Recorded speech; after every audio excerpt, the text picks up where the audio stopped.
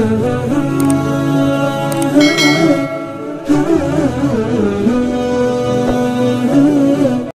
میں اس کا ترجمہ آپ کے سامنے عرض کرتا ہوں۔ اللہ کہتے ہیں الم ترى، کہ آپ نے نہیں دیکھا، الی الذین خرجوا من دیارہم وهم الوف، ان لوگوں کو آپ نے نہیں دیکھا جو اپنی بستیوں سے نکل پڑے تھے، گنتی میں وہ ہزاروں کے تھے،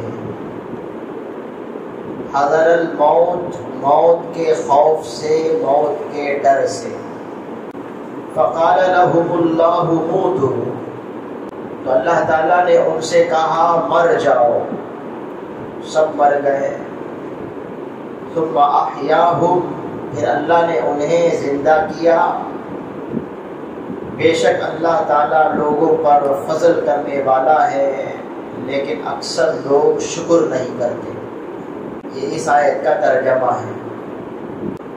نبی پاک صلی اللہ علیہ وسلم کی بعثت سے بھی کئی سو سال پہلے بنو اسرائیل کے زمانے کا ایک واقعہ اللہ نے اس میں ذکر فرمایا ہے کہ بنو اسرائیل کی ایک قوم، ایک جماعت ہے، ان کی بستی میں ایک طاعون کا مرض آ گیا۔ جو حالات چل رہے ہیں اس کے بالکل مناسب یہ آیت ہے، عین مناسب ہے، اس میں ہمارے لیے ہدایت ہے۔ تو بنو اسرائیل کی ایک قوم، ایک جماعت، ان کی بستی میں ایک طاعون کا مرض آ گیا، وبائی بیماری پیدا ہو گئی، لوگ بیمار ہونے لگے، بیماری کی ہوا چلنے لگی۔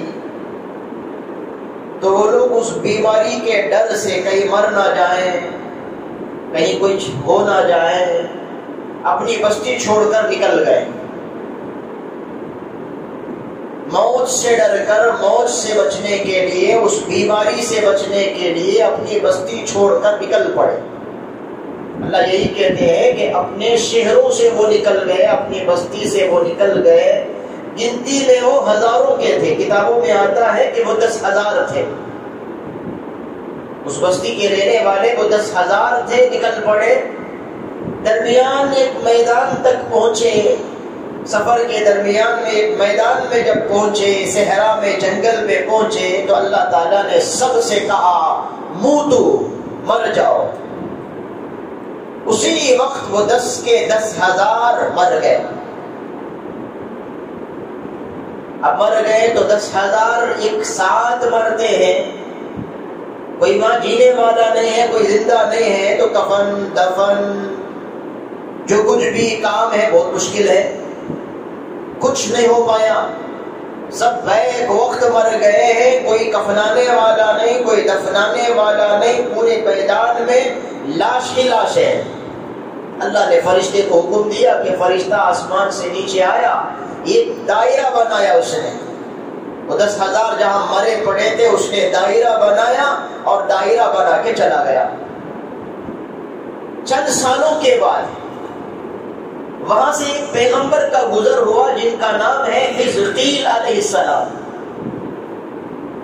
جب وہ وہاں سے گزرے تو دیکھے کہ ہڈیاں ہی، کھوپڑیاں ہی، پیر سے جدا ہے، دھڑ سے جدا ہے، ہاتھ بدن سے جدا ہے، انگلیاں جدا، سب جدا جدا، ہڈی ہڈی ہے۔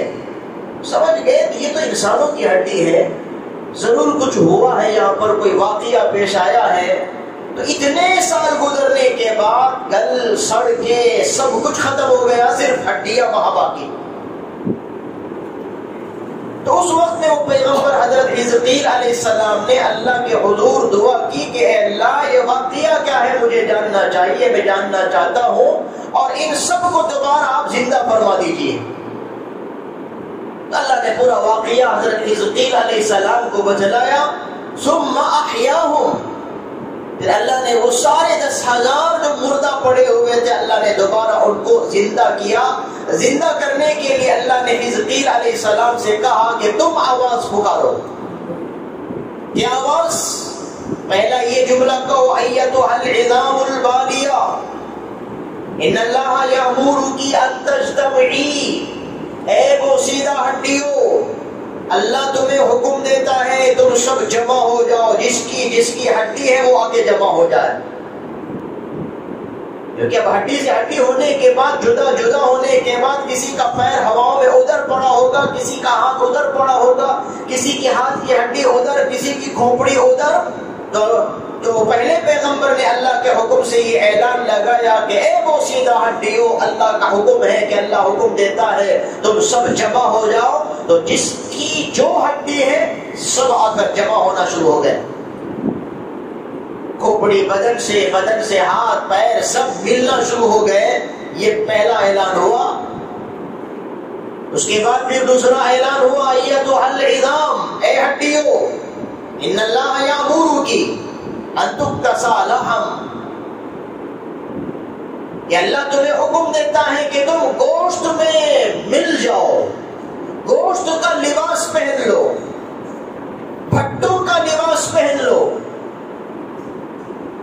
تو اس کے بعد کیا ہوا کہ بس اب گوشت لگنا شروع ہوا، اس میں ان ہڈیوں میں گوشت کا لگنا شروع ہوا، بھٹوں کا لگنا شروع ہوا، رگوں کا جڑنا شروع ہوا، خون کا چلنا شروع ہو گیا. اب یہ دوسرا حکم ہوا. اس کے بعد تیسرا حکم کرنے کا حکم دیا اللہ نے. اب روحوں سے خطاب کر کے کہو، ایتھا الارواح، اے روح کی جماعت، تم جہاں کہیں بھی ہو، جس بدن کی جو روح ہے وہ روح اس بدن کے اندر داخل ہو جائے. جتنے ارواح اڑ گئے تھے، اڑ چکے تھے، عالم ارواح میں پہنچ چکے تھے، ارواح نے سنا، سیدھا وہ روح پہنچ کر جس بدن کی جو روح ہے اس بدن کے اندر وہ روح داخل ہونے لگی. اب سب جاندار ہو کر، زندے ہو کر کھڑے ہو گئے. کھڑے ہو کر منظر انہوں نے جب ادھر ادھر دیکھا تو کہنے لگے، سبحانک لا الہ الا انت. جو مر گئے تھے زندہ ہو کر سب سے پہلا جملہ ان کا یہ نکلا، سبحانک لا الہ الا انت، پاک ہے وہ ذات جس کے علاوہ کوئی معبود نہیں ہے. یہ واقعہ پیش آیا، اس کو اللہ تعالیٰ نے قرآن مجید میں بیان فرمایا، الم تر الی الذین خرجوا من دیارہم وهم الوف حذر الموت فقال لهم اللہ موتوا ثم احیاهم. پھر اللہ نے انہیں زندہ کیا. حزقیل علیہ السلام کی دعا کی برکت سے اللہ تعالیٰ فضل والا ہے لوگوں پر، لیکن لوگ ہی شکر نہیں کرتے. یہ تو فضل ان پر ہوا، مرنے کے بعد دوبارہ اللہ نے زندہ کیا. یہ فضل ہمارے اوپر ہے. پچھلے زمانے کے قصے کو اللہ بیان کرتا ہے عبرت کے لیے، نصیحت کے لیے، جھنجھوڑنے کے لیے کہ اللہ کو اب تو مان جاؤ، اب تو اللہ کی طرف لوٹ جاؤ، اب تو اطاعت میں لگ جاؤ کہ اللہ کیسی قدرت والا ہے.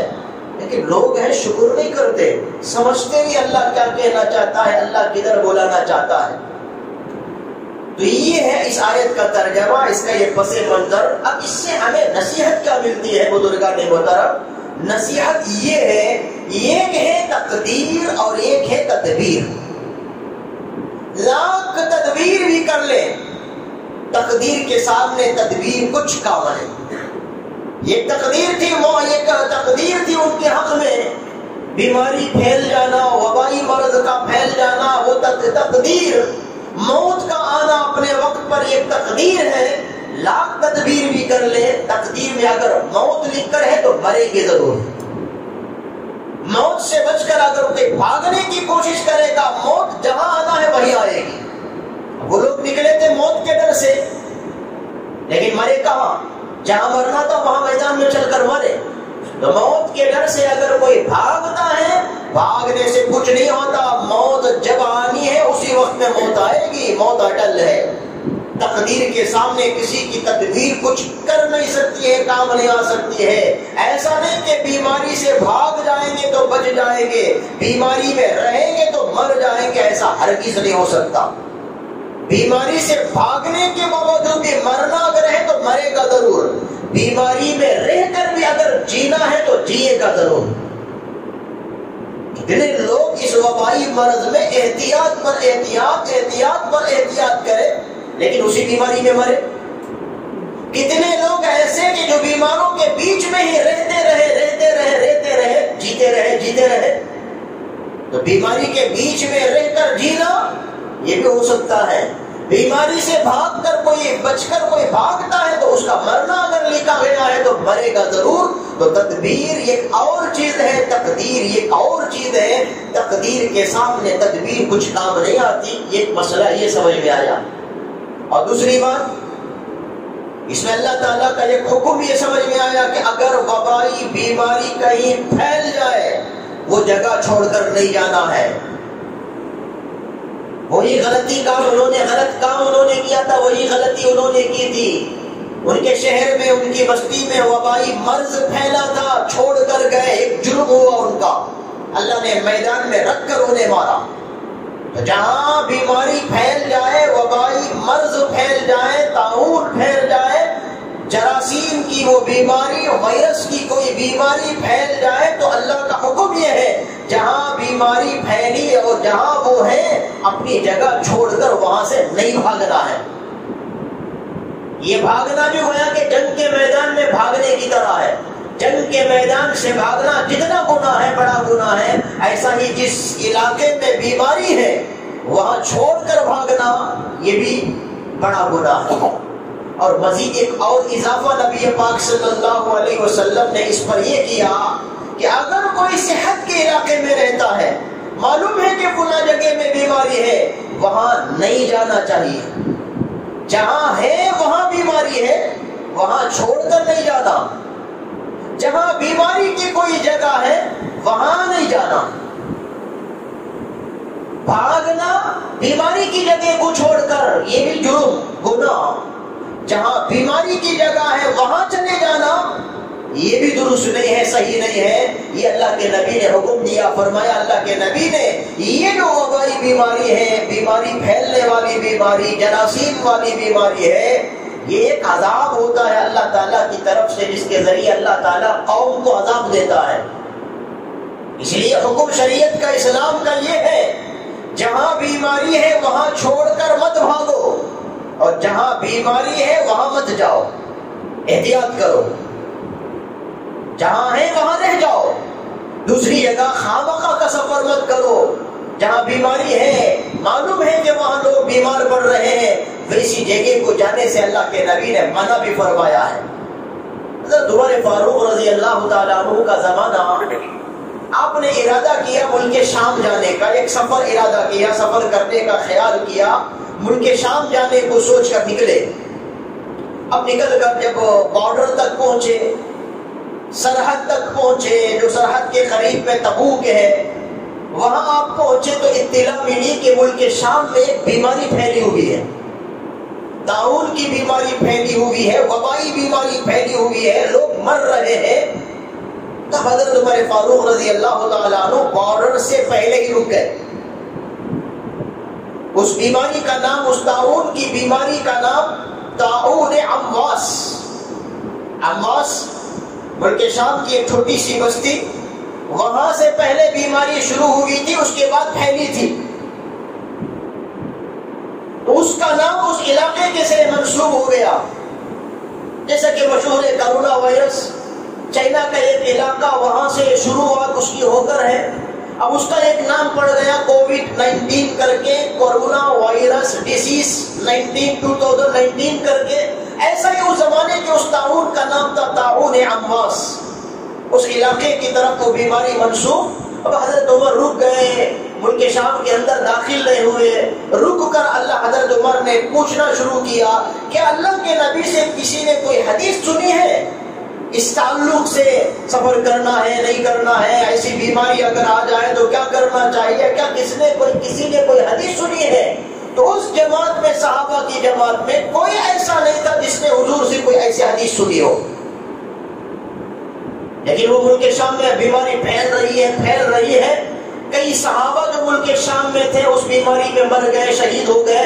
کئی تابعین اس بیماری میں شہید ہو گئے. تو حضرت عمر ملک شام سے پہلے ہی رک کر پوچھنے لگے. تو اس وقت میں کوئی تو نہیں تھے صحابی رسول اس بارے میں بیان کرنے والے، لیکن ایک عبد الرحمن بن عوف، انہوں نے کہا کہ میں نے رسول اللہ صلی اللہ علیہ وسلم سے ایک حدیث سنی ہے. اللہ کے نبی نے فرمایا یہ ایک بیماری جو اللہ تعالیٰ کی طرف سے ایک عذاب آیا تھا ایک زمانے میں، پھیلنے والی بیماری، جراثیم کی بیماری، جرثومہ کی بیماری، ایک عذاب آیا تھا ایک زمانے میں، لوگ اس میں کئی لوگ مرے تھے، پھر اللہ نے وہ عذاب کو اٹھا لیا، چند جراثیم رہ گئے۔ کبھی وہ جراثیم پھیلتے ہیں تو لوگ بیمار پڑتے ہیں، کبھی وہ جراثیم کم ہوتے ہیں تو لوگ اچھے ہو جاتے ہیں، یہ وہی بیماری ہے۔ حضرت عبد الرحمن بن عوف نے کہا، اور اس وقت میں اللہ کے نبی نے یہ حکم دیا تھا کہ جس علاقے میں بیماری آ جائے وہ علاقہ چھوڑ کے مت جاؤ۔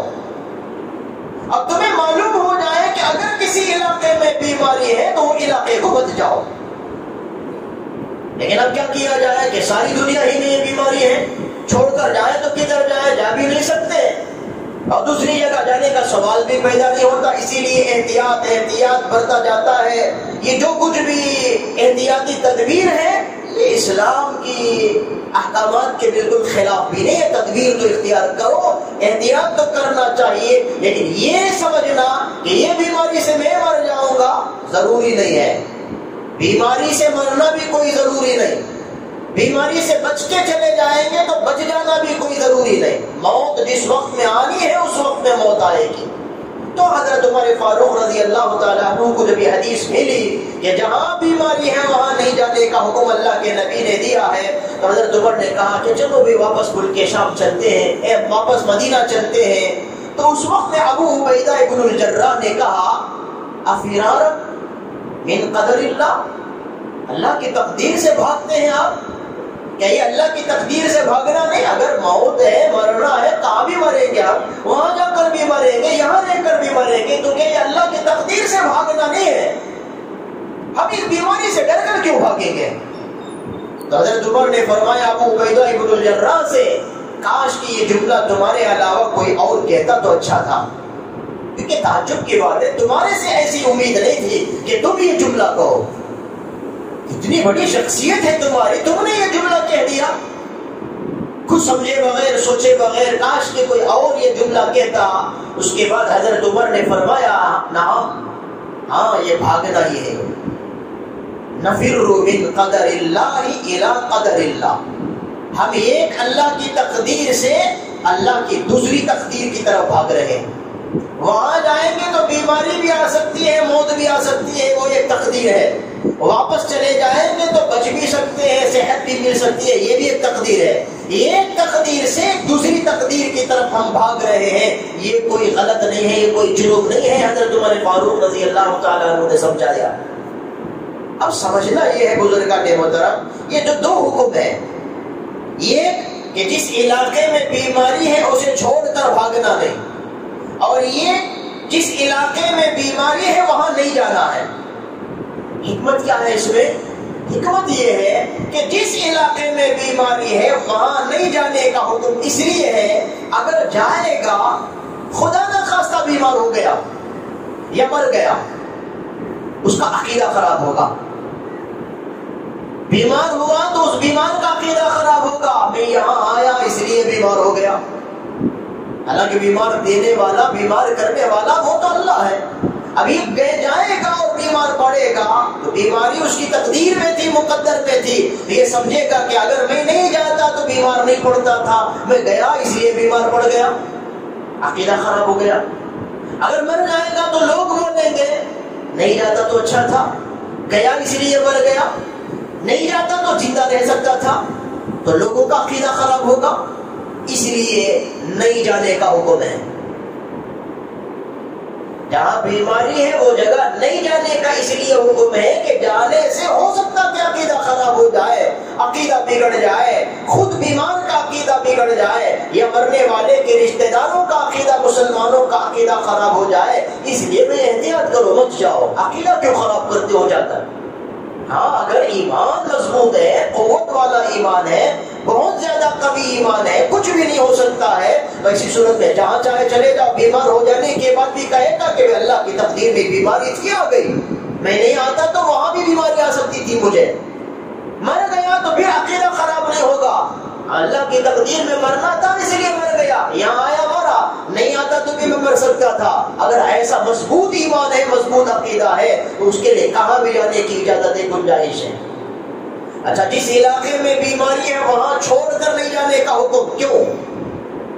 اس کی دو وجہ ہے. ایک وجہ یہ ہے کہ اگر جانے کا حکم ہو جاتا جہاں بیماری ہے وہاں چھوڑ کر چلے جاؤ تو کیا ہوگا؟ مالدار لوگ تو پیسے کے بل بوتے پر سفر کرنا شروع کریں گے. سپوز ہندوستان میں اگر بیماری ہے تو وہ بس امریکہ کا سفر، لندن کا سفر، انگلینڈ کا سفر، کینیڈا کا سفر، ادھر ادھر کا سفر شروع کر لیں گے. جن کے پاس پیسہ ہے وہ تو نکل گئے، جس کے پاس پیسہ نہیں وہ کیا کرے گا؟ پورے مالدار ہندوستان خالی کر کے، بنگلور خالی کر کے چلے گئے، صرف غریب ہی غریب رہ گئے. تو غریب کو پوچھنے والا کون ہوگا؟ غریب کا علاج کرنے والا کون ہوگا؟ غریب کے گھر راشن پہنچانے والا کون ہوگا؟ اس لیے چاہے امیر ہو یا غریب ہو، بیماری کسی علاقے میں آ گئی، رہ جاؤ وہاں پر. امیر کو چاہیے کہ وہ غریب کی خبر گیری کرے، صحت مند کو چاہیے کہ وہ بیمار کا ساتھ دے، تعاون کرے. اس لیے نہیں جانے کا حکم ہے. اور دوسری حکمت، اگر ولو بالفرض جہاں رہ رہے تھے وہاں بیماری آئی، ہو سکتا کہ کوئی بیمار جراثیم تمہارے بدن میں ہے، اب تم نکلے وہ جراثیم کو تم دوسرے علاقوں میں پھیلانے والے بن جاؤ گے. اس لیے حکم ہوا کہ جس علاقے میں بیماری ہے وہ علاقہ چھوڑ کے مت جاؤ.